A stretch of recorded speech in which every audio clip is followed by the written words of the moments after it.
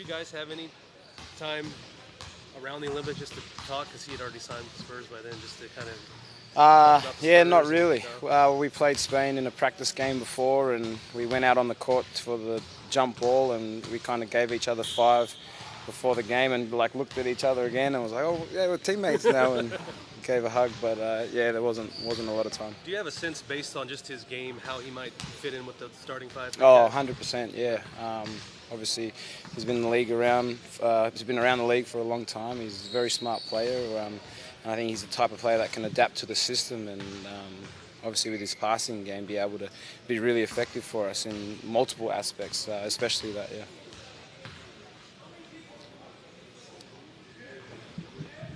And what are the early practices like without Tim? And just not having his presence around here? Yeah, it's obviously different, I guess, but I think the onus is up to the rest of the guys that have been here for a while now to be able to follow in his legacy that he's built here, you know. He set the bar, the standard very high for us, and you know, for us to make him walk away from this very comfortably, it's, you know, to know that we've got this and we can, you know, lead everyone else and lead everyone in the right way and right path, to know that this is the Spurs culture and this is what he had built for so long. So you know, the first few practices is all about getting everyone to buy into the system, buy into the culture and this organisation, and let them know what this, you know, what this Spurs culture is all about. Yeah. Aside from on the floor, what do you miss most about Tim? To be honest, it's all the off-the-court stuff that a lot of people don't get to see. It's that bond, it's those jokes over meals or on the bus or at the hotel. You know, those types of things that a lot of people don't get to see. He's definitely a character guy, and you know, that's the life, I guess, that you know, he can create around him that made him such a great bloke. Yeah. How do you think your Olympic performance carry over into this year? Yeah, I think it's crucial for me to you know, have that transition into here, and you know, I think it's just working out, me growing as a player, growing as a point guard, and understanding my strengths and what the best ways to fit into this team, for us to be a better group, you know. And I think what I've learned from Tim especially, and obviously being with the national team, is my leadership abilities and skills. And you know, the first practice here today at training camp has been able to lead the younger guys and lead the newer guys to understand this system. So it's definitely a challenge, but a fun one that I'm definitely excited to get on with. Every year that he's been here, you guys have seen Kawhi take another step year by year, add something to his game. Last year, he's one of the best three-point shooters in the league. Where does he have to go? Where does he have left to go this year? Where can he make a jump? You know, he's learning to mold all of those things together, and to be great at all of those aspects. I think that's his mindset, and you can see in the way he walks around, the way he steps out onto the floor. You know, he doesn't want to be just the defensive player of the year or just the, you know, best three-point shooter or whatever. He wants to be a great player all round, and he definitely has the ability to do that. He's never been a super talkative guy, but are you at least seeing him be a little more vocal, a little more just talkative? Yeah, to me, he's been talkative since the get-go, you know, and I guess that's just personnel and getting to know people on different levels. But he's Kawhi, and you know, he shouldn't change for anyone, but he's definitely getting a little bit more talkative, I guess. Did you see the videos of him in the IndyCar going? I saw photos. I didn't see it. Yeah. Does that kind of make your heart stop a little bit? Yeah, probably made him talk a little bit after that too. I know it's just one practice, but any of the newcomers sort of jump out and make you say, "Whoa, this guy has something"? I guess it's hard with the first practice, first day. You know, it's all a learning curve for everyone. So this is not a sprint. This is not a, you know, to rush into anything. It's just to understand this whole process and how, you know, what the coaches expect of you, and vice versa. But it's just a learning process now. So I can tell you, all of the new guys and the younger guys have great listening skills. That's for sure.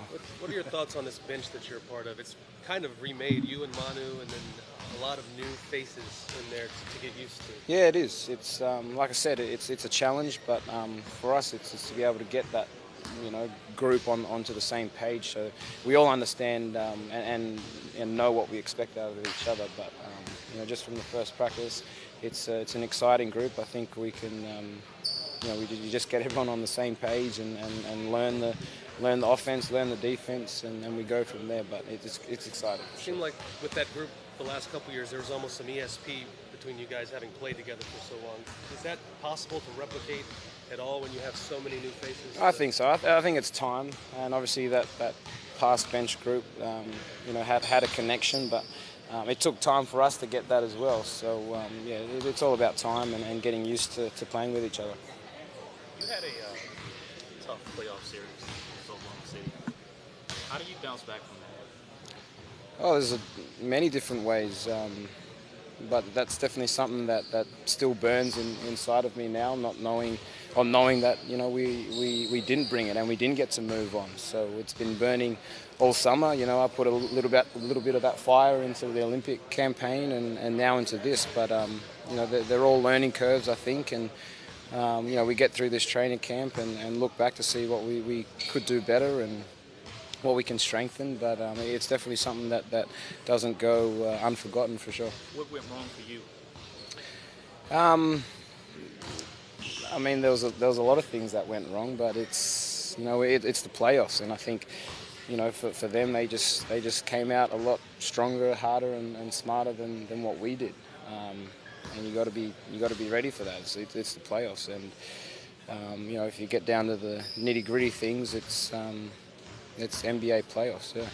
Different feeling for you not having Boris around, the guy. Oh yeah, definitely. It's always going to be different not having him around, but we'll see him a couple of times during the year. But like I said, I think it's a great opportunity for us as leaders that have been here for a few years now to be able to lead these groups now that guys like that are not here. But we'll definitely miss them. Yeah. What do you think Kyle and Jonathan are going to provide? Obviously, they're probably going to be called upon more. Yeah, I think that transition between the newer, younger guys and the guys that have been here for a while. They've been here for a little bit now. They know the system. They know what's expected of them. And I think they're the type of players that they're combining their smarts, their basketball IQ with their talent, which is not easy to do, but they're getting the gist of that. And once they do, they'll both succeed, and they both have the potential to do both of that. So just like Kawhi, I think those guys are fun to be able to watch their development and see how far they can go. Is there a difference for you personally between what you're asked to do in an Olympic setting and what you're asked to do in a Spurs setting? Yeah, it's definitely different, and I've learnt that over the years. But that's, I guess, a professional player of being able to adapt and adjust on the fly. And this is just another example. But in saying that, you can't forget who you are as a player and what your strengths are to bring to this team. But it's interesting how you can make the puzzle fit, I guess. So how is it different, if you could put that in I think with the national team, I'm just more of a I'm a leader, a point guard, and I guess it's a different culture in that sense. With the Australian team, it comes more naturally. This Spurs culture definitely is heading in that direction. Obviously, with these newer and younger guys, we've got to try and get around them a bit more. But I think that's what the Spurs culture is all about, having that that attitude, I guess, of team and togetherness and understanding that this group has to move forward together and not any pieces left out.